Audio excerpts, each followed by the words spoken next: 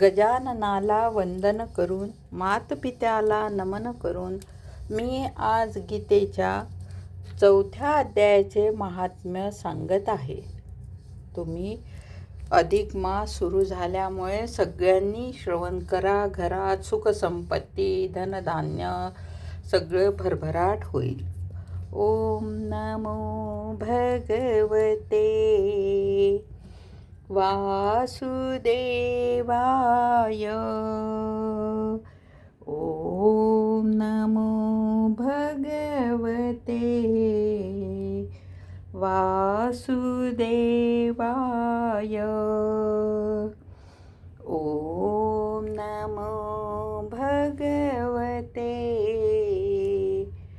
वासुदेवाय. गोपाल कृष्ण भगवान की जय.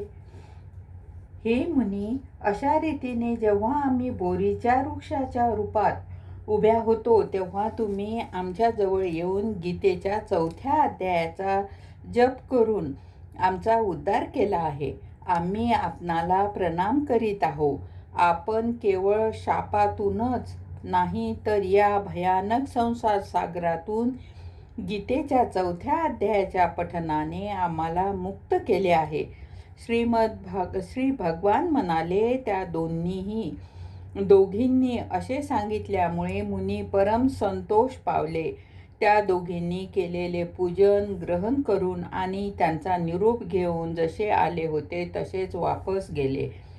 त्या दोघी मुली सुद्धा मोठ्या आदराने व श्रद्धेने गीतेच्या 4थ्या अध्यायाचे पठण करू लागल्या आणि त्यामुळे त्यांना मोक्षप्राप्ती झाली, त्यांचा उद्धार झाला.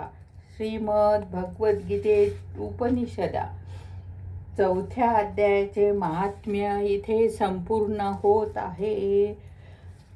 तुमच्या घरी तुम्ही नक्की लावा. घरातील दारिद्र्यता नष्ट होऊन धनधान्याने घर भरून जाईल. ओम नमो भगवते वासुदेवाय. ओम नमो भगवते वासुदेवाय.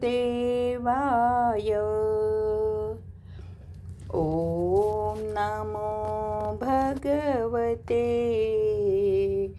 वासुदेवाय. ओम नमो भगवते वासुदेवाय.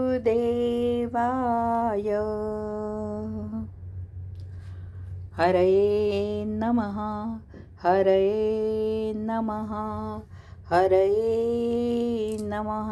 गोपाल कृष्ण भगवान की जय.